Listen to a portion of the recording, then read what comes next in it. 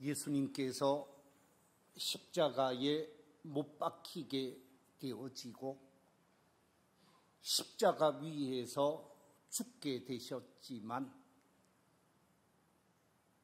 예수님의 죽음은 죽음으로 끝나지 아니하고 아리마대 요셉의 돌무덤에 안장되셨지만 사흘 만에 부활하시는 놀라운 사건이 나타나게 되어집니다.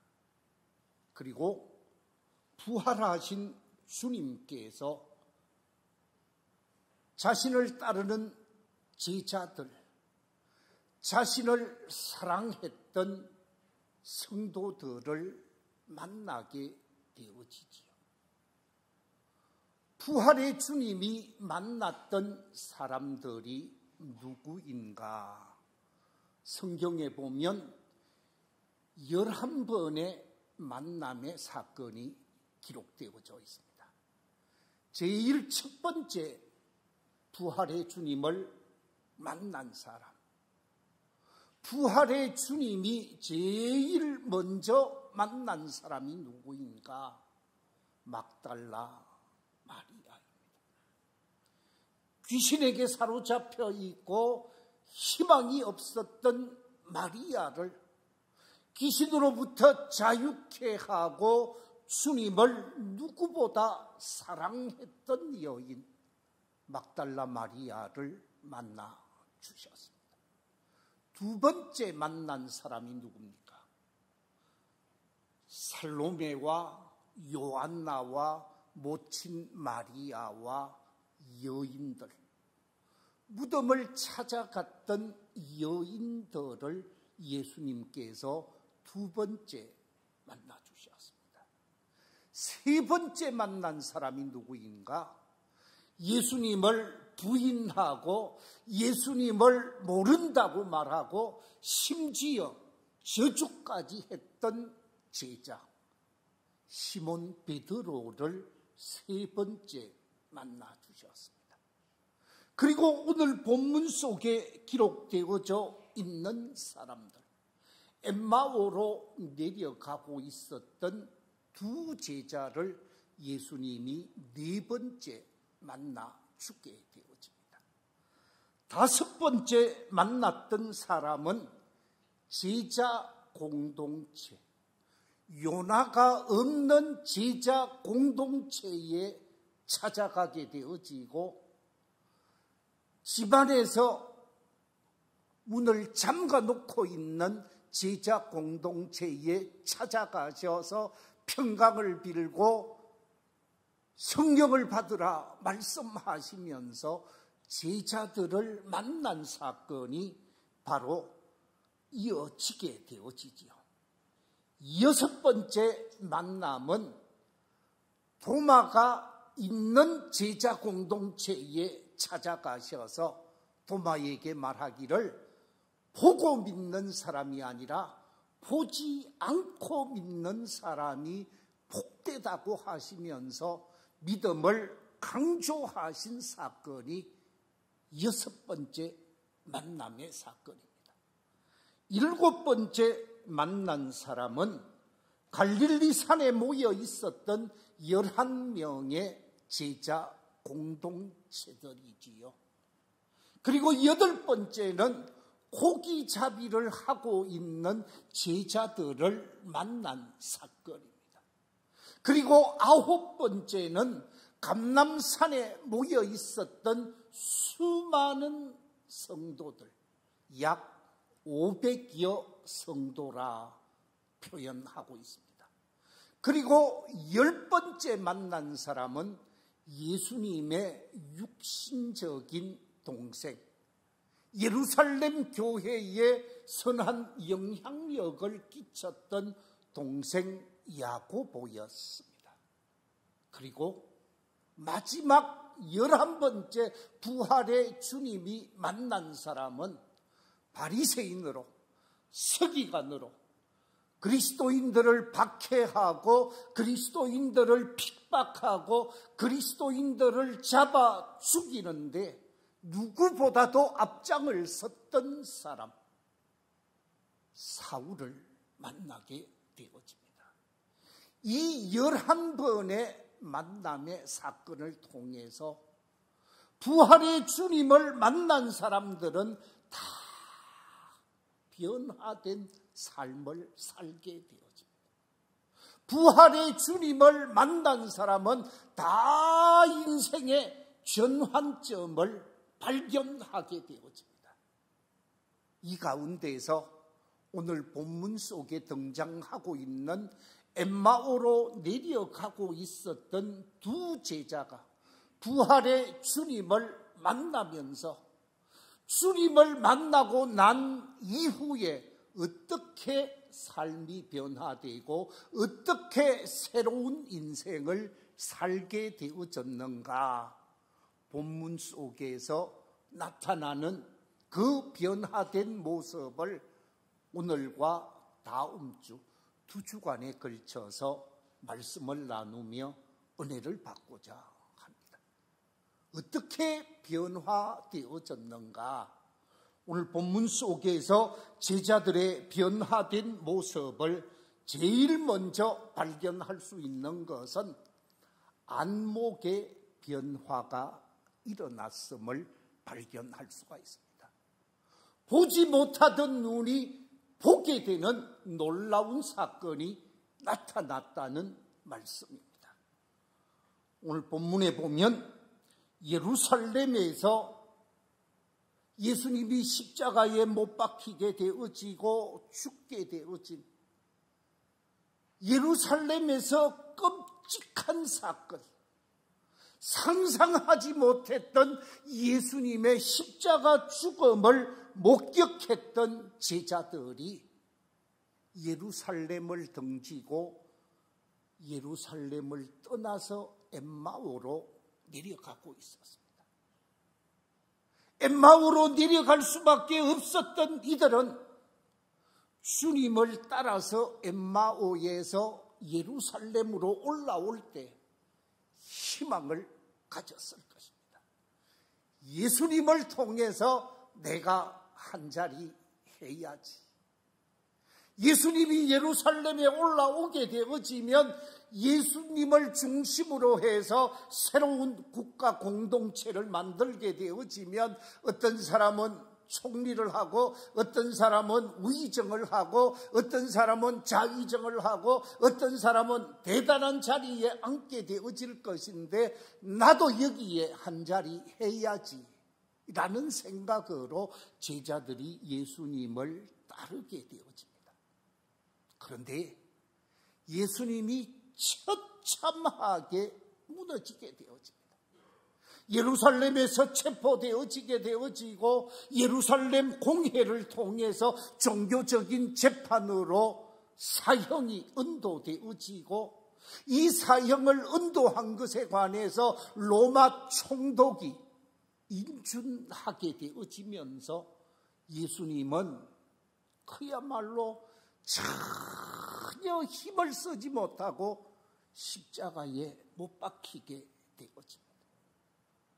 예수님이 십자가에 못 박힌 이 사건을 통해서 처절하게 좌절감을 느끼고 슬픔 속에 있었던 이 두 사람이 엠마오로 내려가고 있었던 것입니다.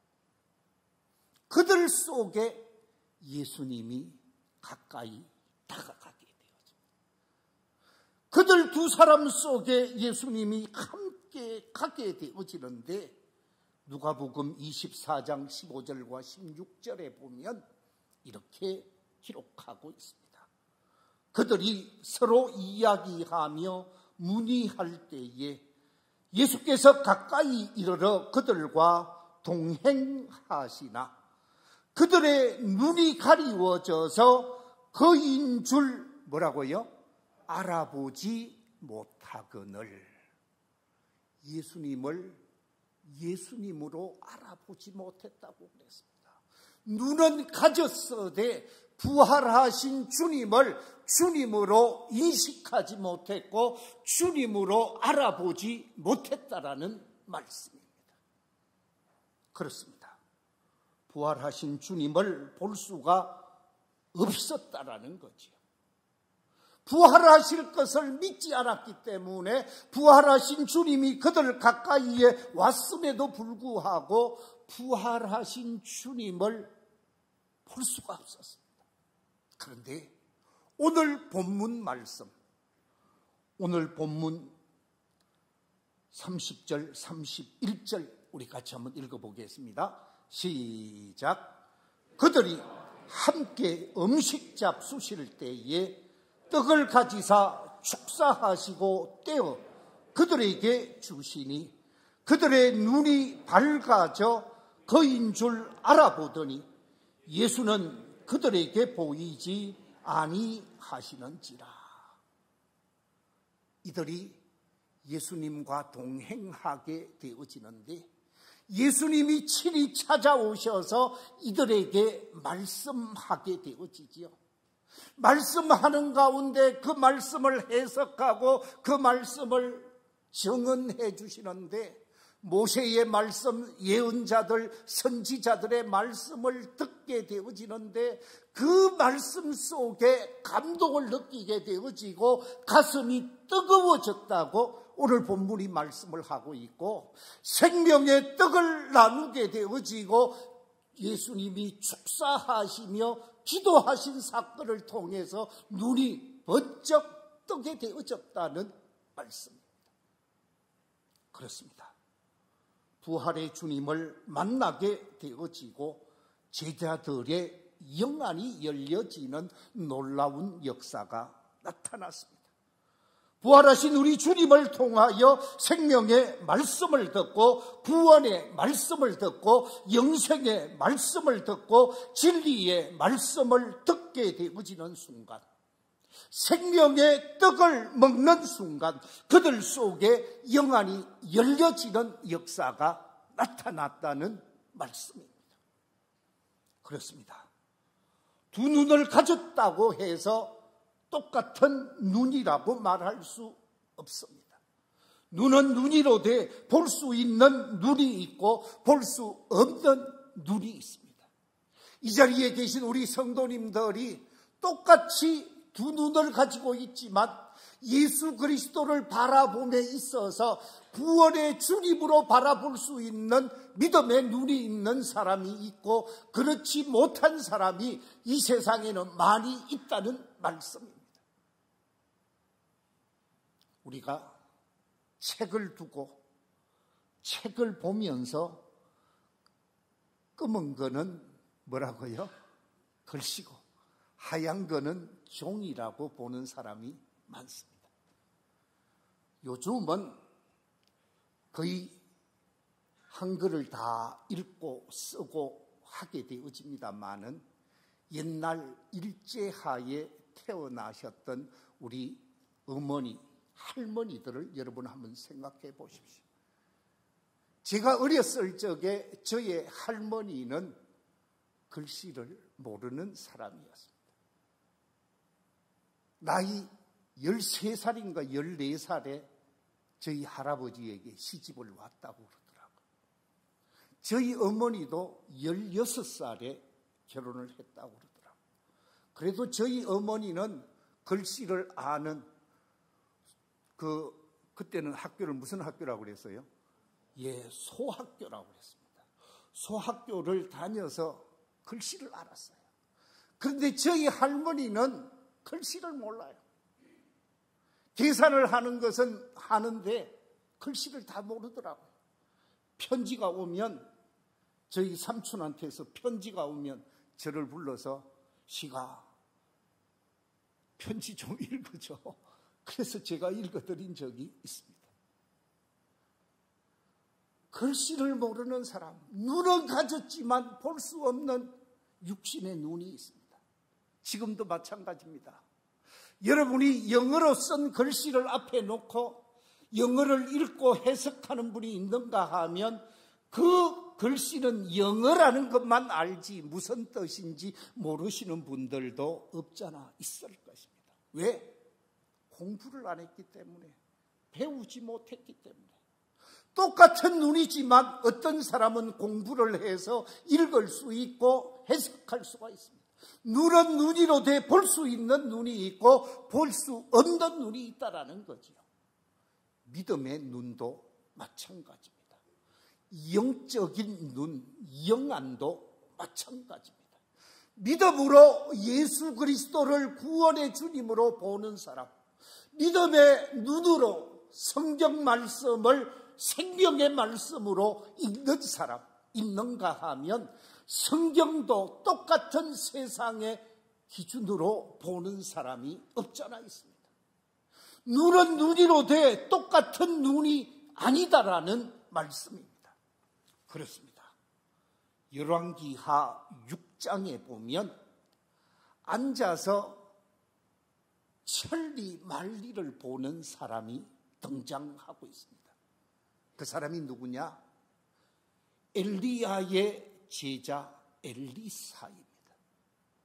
엘리사는 자신이 거처하고 있었던 도단에 앉아 있지만 도단에서 천역을 다 보고 그 모든 환경을 다 확인하던 사람이 바로 엘리사였습니다. 이스라엘을 끊임없이 괴롭히고 힘들게 했던 그 당시 강대국이 있었는데 그 당시 강대국이 아람이라고 하는 나라입니다.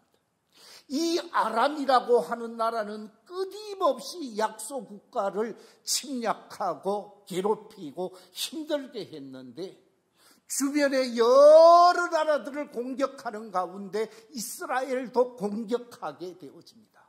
다른 나라는 점령해서 전쟁의 노획물을 많이 가지게 되어지고 또한 조공을 바치게 하는데 이스라엘은 공격만 하면 사전에 준비가 되어져서 더 이상 침략을 못하게 되어지고 완전히 매복한 군대에 의해서 급습을 당해서 전쟁에 실패도 하고 이상한 일이 일어나는 거예요.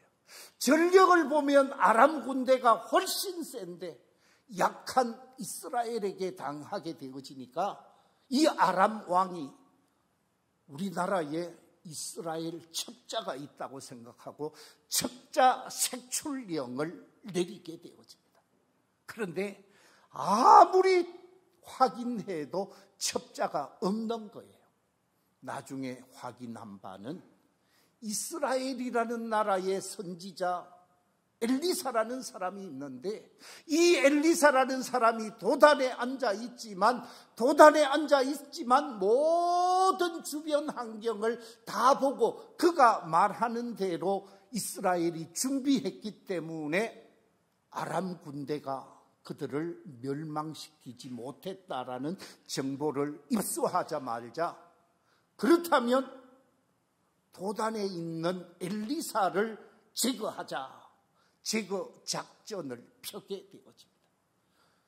아람의 수많은 군대, 수많은 병력과 마병을 출동시켜서 도단에 있는 엘리사를 체포하든지 죽이든지 하라고 명령을 하게 되어집니다. 그래서 야간에 급습하게 되어지는데 아침에 일어나서 엘리사의 젊은 청년이 보니까 온 세상에 마병과 군대가 쫙 깔려 있는 거예요. 큰일 난 거예요. 급히 잠자고 있는 엘리사의 방에 문을 두드리면서 선생님 큰일 났습니다. 지금 아람 군대가 우리 도단을 완전히 포위해서 우리가 도간에 든 쥐가 되었습니다. 큰일 났습니다. 그런데 여유를 가지고 전혀 서둘지 아니하고 이 스승 엘리사가 젊은 청년에게 뭐라고 얘기를 합니까? 열왕기하 6장 16절에 이렇게 기록하고 있습니다. 두려워 말라. 우리와 함께한 자가 그들과 함께한 자보다 뭐하니라? 많으니라. 무슨 뚱땅지 같은 소리를 하느냐고. 지금 적군은 쫙 깔렸는데 우리와 함께 하는 사람은 선생님하고 저하고 이 성 안에 있는 몇몇 사람만 함께 하지 어떻게 더 많단 말입니까? 웃기는 소리 하지 마십시오. 그랬습니다. 그랬더니 이 엘리사가 자신의 종 청년의 눈을 뜨게 합니다.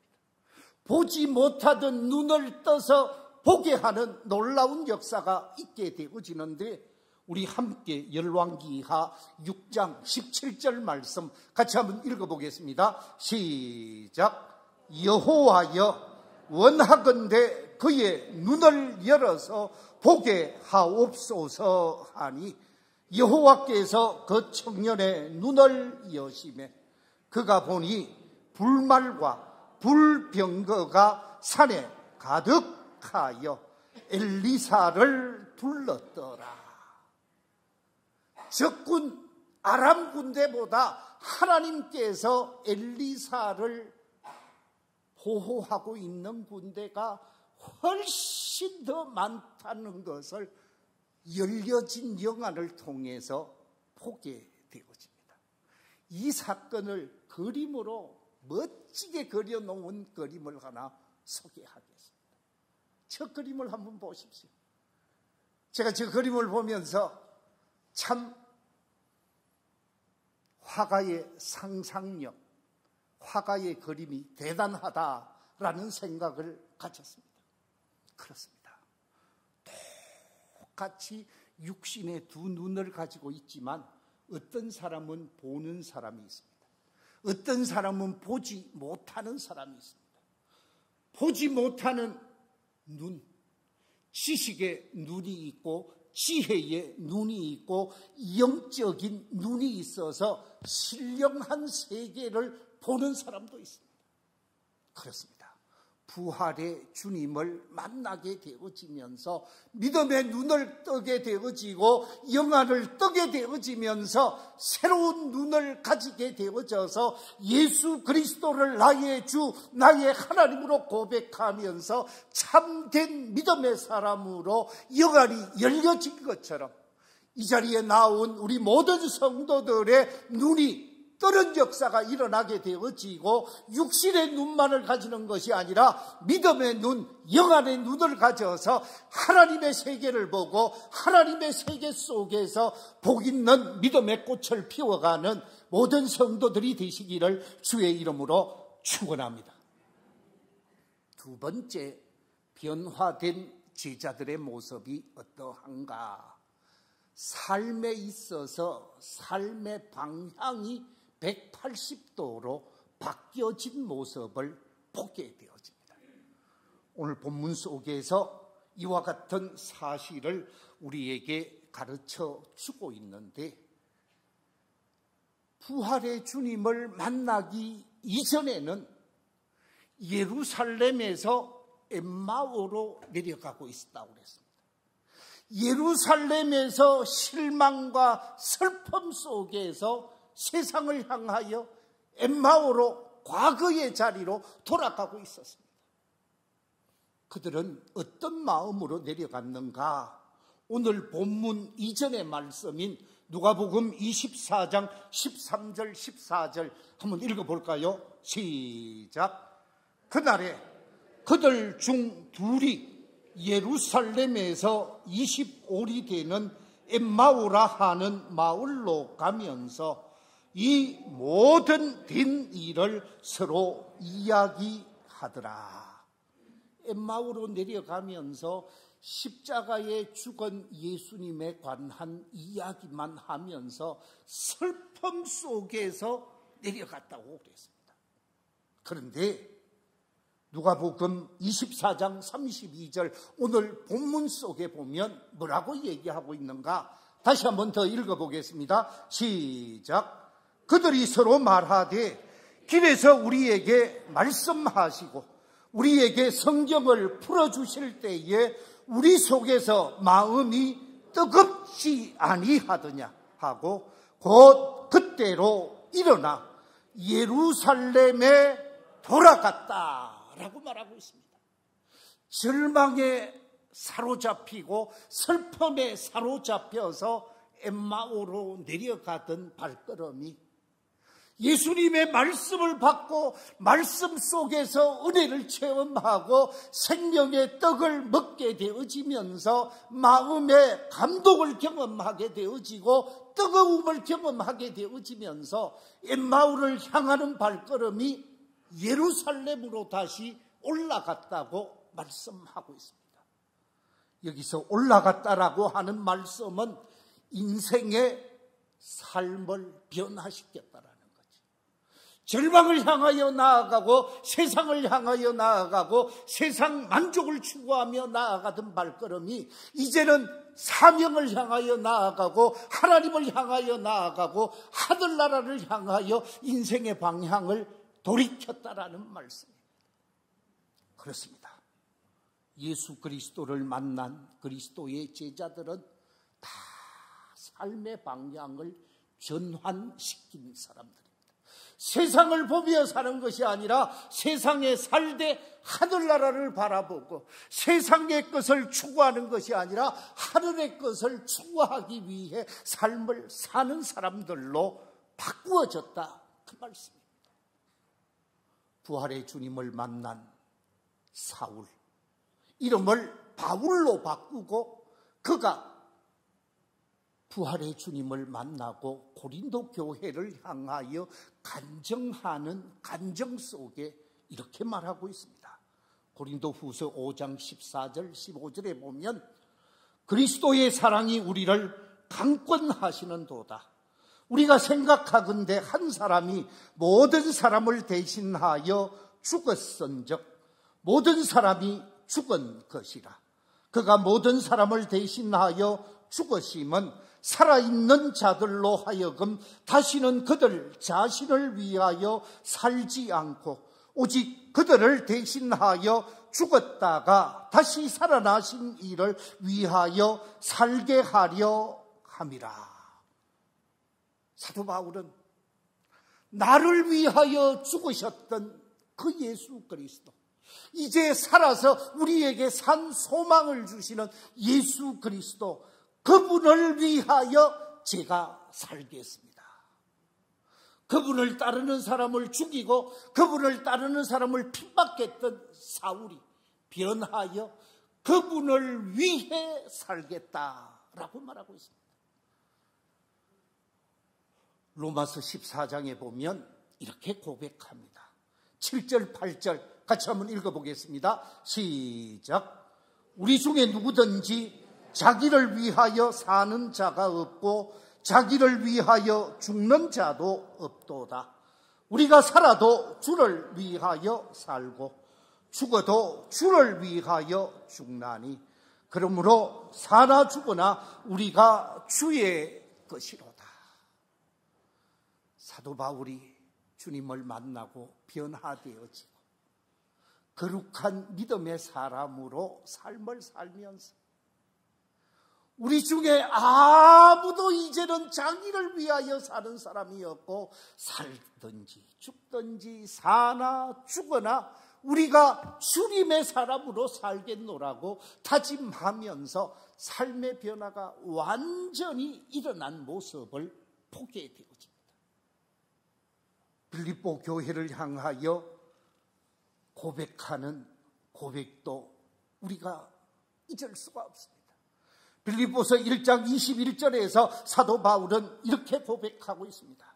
나의 간절한 기대와 소망을 따라 아무 일에든지 부끄러워하지 아니하고 지금도 전과 같이 온전히 담대하여 살든지 죽든지 내 몸에서 그리스도가 존귀하게 되게 하려 하나니 이는 내게 사는 것이 그리스도니 죽는 것도 유익함이라. 내게 이제 그리스도께서 살아계십니다. 그리스도께서 내 안에 살아계시기 때문에 저는 살든지 죽든지 내 몸속에 있고 나와 함께 하시는 주님을 위한 삶을 살겠습니다. 사도 바울은 완전히 변화된 자로 삶을 살게 되어집니다. 엠마오로 내려갔던 두 제자들도 예루살렘으로 올라오게 되어지고 예루살렘에서 뭐라고 얘기합니까? 예수님은 부활하셨습니다. 예수님은 살아계셔서 저희들을 찾아오셨습니다. 부활의 주님을 증거하고 나타내면서 변화된 삶의 모습을 보이게 되어집니다. 말씀을 맺겠습니다. 부활의 주님을 만나고 부활의 주님을 체험하게 되어진 제자들, 두 가지 변화된 모습을 보게 되어집니다. 첫째가 뭡니까? 안목의 변화가 일어나게 되어졌습니다. 두 번째 변화가 뭡니까? 삶의 방향의 변화가 일어났습니다. 우리 교회에 속한 모든 성도들이 주님을 만난 자로, 주님과 함께하는 자로 이처럼 안목의 변화가 일어나고 삶의 변화가 일어나서 주님 위에 살고 주께 영광을 돌리는 복 있는 성도들이 다 되시기를 주의 이름으로 축원합니다.